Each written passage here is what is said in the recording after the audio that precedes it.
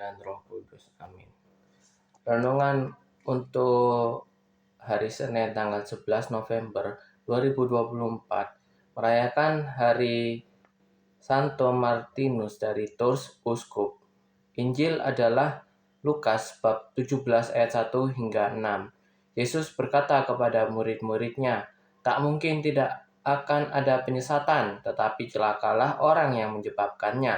Lebih baik baginya jika sebuah batu kilangan diikatkan pada lehernya, lalu ia dilemparkan ke dalam laut, daripada ia menyesatkan salah seorang yang lemah ini. Jagalah dirimu. Jika saudaramu berbuat dosa, tegurlah dia, dan jika ia menyesal, ampunilah dia. Bahkan jika ia berbuat dosa terhadapmu 7 kali sehari, dan 7 kali ia kembali kepadamu dan berkata, 'Aku menyesal,' engkau harus mengampuni dia." Lalu para rasul berkata kepada Tuhan, "Tambahlah iman kami." Tetapi Tuhan menjawab, "Jika kalian memiliki iman sebesar biji sesawi, kalian dapat berkata kepada pohon ara ini, 'Tercabutlah engkau dan tertanamlah di dalam laut,' maka pohon itu akan menuruti perintahmu." Demikian sabda Tuhan, terpujilah Kristus. Renungan mengajarkan tentang iman sekuat jawabannya. Injil hari ini terkesan keras dan kasar. Yesus menekankan supaya orang menjadi pribadi yang setia dan memiliki fondasi iman yang kuat. Iman yang kuat erat kaitannya antara relasi manusia dengan Kristus yang nyata dalam tindakan sehari-hari, di mana manusia mampu saling membantu dan menolong satu sama lain. Iman akan menjadi semakin kuat ketika manusia mampu menerima dan percaya kepada Kristus sebagaimana digambarkan dalam perumpamaan tentang biji sesawi. Lihat di bab 17 ayat 5 hingga 6. Iman yang menguatkan mengandaikan adanya tindakan kasih. Iman adalah karunia Allah yang memerlukan tanggapan pribadi dan komunitas.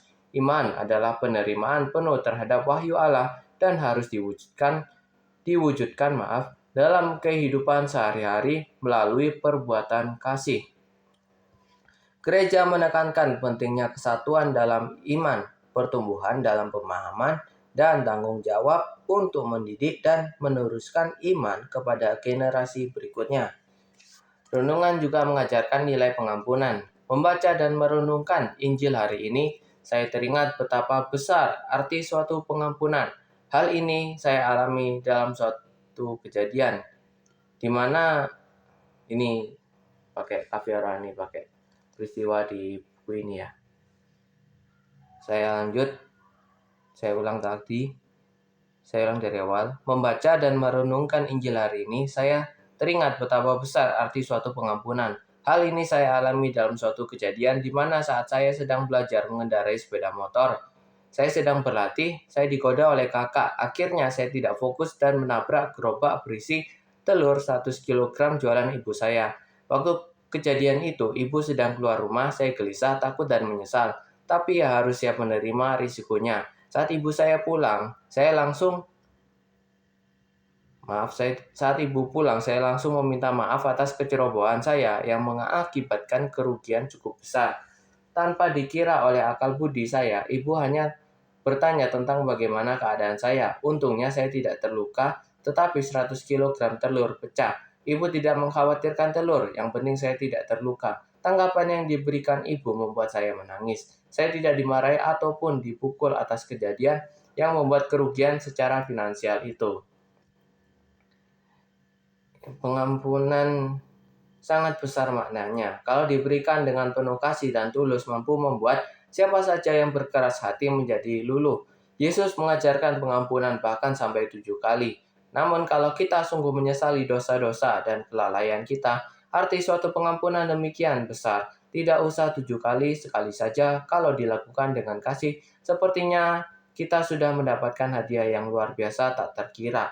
Marilah kita pada hari ini belajar dari keteladanan Santo Martinus yang rela memberikan diri dengan murah hati kepada sesama juga dalam pengampunan.